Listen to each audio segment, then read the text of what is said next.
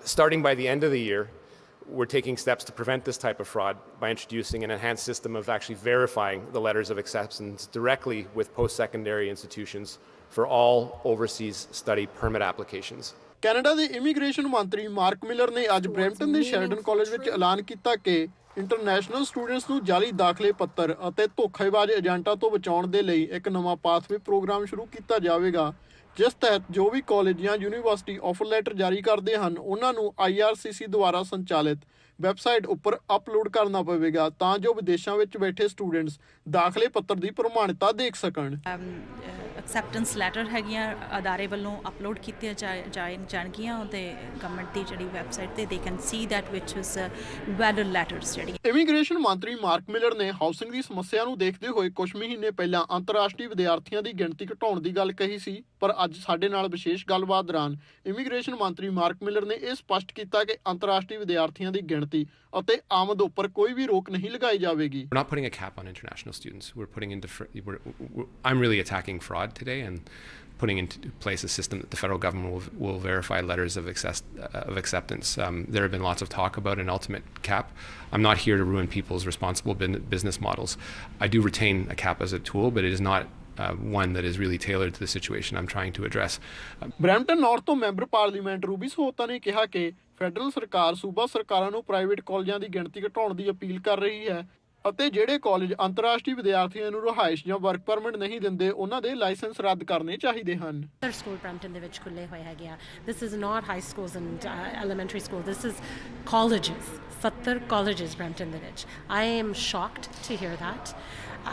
ਜੋ ਨੰਬਰਸ ਮੇਰੇ ਕੋਲ ਲਾਸਟ ਸੀਗੇ ਮੈਂ ਪੀਲ ਏਰੀਆ ਦੇ ਵਿੱਚ ਸੁਣ ਰਹੀ ਸੀਗੀ, ਪਰ ਅੱਜ ਪਤਾ ਲੱਗ ਰਿਹਾ ਵੀ ਬਰੈਂਪਟਨ ਜਿੰਨੇ ਖੁੱਲੇ ਗਏ ਹੈਗੇ ਆ ਇਹ ਪ੍ਰੋਵਿੰਸ ਖੋਲੀ ਜਾ ਰਹੀ ਹੈਗੀ ਇਹਨਾਂ ਨੂੰ। ਇਮੀਗ੍ਰੇਸ਼ਨ ਮੰਤਰੀ ਮਾਰਕ ਮਿਲਰ ਨੇ ਕਿਹਾ ਕਿ ਭਾਰਤ ਵਿੱਚੋਂ ਵਾਪਸ ਆਏ 41 ਡਿਪਲੋਮੇਟਾਂ ਵਿੱਚੋਂ ਕੁਝ ਵੀਜ਼ਾ ਅਫਸਰ ਅਤੇ IRCC ਦੇ ਅਧਿਕਾਰੀ ਵੀ ਸਨ, ਇਸ ਕਾਰਨ ਉਹ ਭਾਰਤ ਵਿੱਚ ਆਪਣੇ ਮਿੱਥੇ ਵੀਜ਼ਿਆਂ ਦੇ ਟੀਚੇ ਨੂੰ ਪੂਰਾ ਨਹੀਂ ਕਰ ਸਕਦੇ।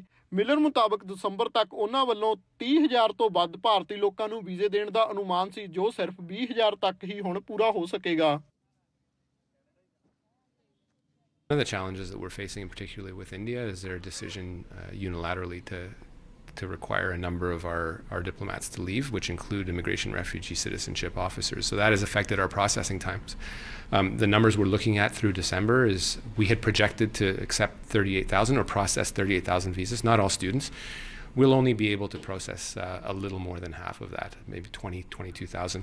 ਮਾਰਕ ਮਿਲਰ ਨੇ ਕਿਹਾ ਕਿ ਭਾਰਤੀ ਇੰਟਰਨੈਸ਼ਨਲ ਸਟੂਡੈਂਟ ਜੋ ਭਾਰਤ ਅਤੇ ਕੈਨੇਡਾ ਵਿਚਕਾਰ ਚੱਲਦੇ ਤਣਾਅ ਕਾਰਨ ਸਟੱਡੀ ਵੀਜ਼ੇ ਦੇ ਡਿਲੇ ਹੋਣ ਦੇ ਸ਼ਿਕਾਰ ਹੋ ਰਹੇ ਹਨ, ਸਰਕਾਰ ਉਹਨਾਂ ਲਈ ਆਨਲਾਈਨ ਕਲਾਸਿਸ ਦੇ ਵਿਕਲਪ ਵੀ ਘੋਖ ਰਹੀ ਹੈ ਅਤੇ ਆਉਣ ਵਾਲੇ ਸਮੇਂ ਵਿੱਚ ਉਹਨਾਂ ਲਈ ਕੋਈ ਪਾਥਵੇ ਪ੍ਰੋਗਰਾਮ ਵੀ ਤਿਆਰ ਕੀਤਾ ਜਾ ਸਕਦਾ ਹੈ। I haven't really come to a full conclusion on some of the online work that's being done. We know that online was adapted during COVID. We know that also that it is one of the areas that is subject to exploitation. The real issue and turning point is in and around the issuance of the visa when it's a physical impossibility. It'll have to be up to the institutions to provide some solutions. But again, I'm ready to remain flexible. I haven't seen evidence of that challenge yet. It'll be a few weeks before we can able to really realize what the impact is. Canadian class draw ਬਾਰੇ ਪੁੱਛੇ ਗਏ ਸਵਾਲ ਤੇ immigration ਮੰਤਰੀ mark Miller ਨੇ ਕਿਹਾ ਕਿ ਸਰਕਾਰ ਦਾ ਪੂਰਾ ਧਿਆਨ ਸਕਿੱਲ ਲੇਬਰ ਦੀ ਕਮੀ ਨੂੰ ਪੂਰਾ ਕਰਨਾ ਹੈ ਅਤੇ CC ਕਲਾਸ ਦੀ ਥਾਂ ਹੁਣ ਆਉਣ ਵਾਲੇ ਸਮੇਂ ਵਿੱਚ ਸਕਿੱਲ ਲੇਬਰ ਵਾਲੇ ਡਰਾਅ ਜ਼ਿਆਦਾ ਦੇਖਣ ਦੀ ਉਮੀਦ ਕੀਤੀ ਜਾ ਸਕਦੀ ਹੈ। It's something I'm looking at. There is nothing yet. We have to look carefully at what our immigration levels are. We do have finite numbers that we deal with. I know most international students know this, but it is not a guarantee to permanent residency and by extension Canadian citizenship if people choose. But we do know that we need to do a better job matching skills and labor and make sure that we're not keeping people in that temporary foreign worker model where people are exploited and wages are depressed.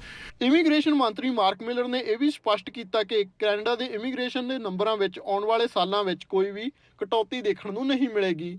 Jaspreet Pander, Omni news, Brampton.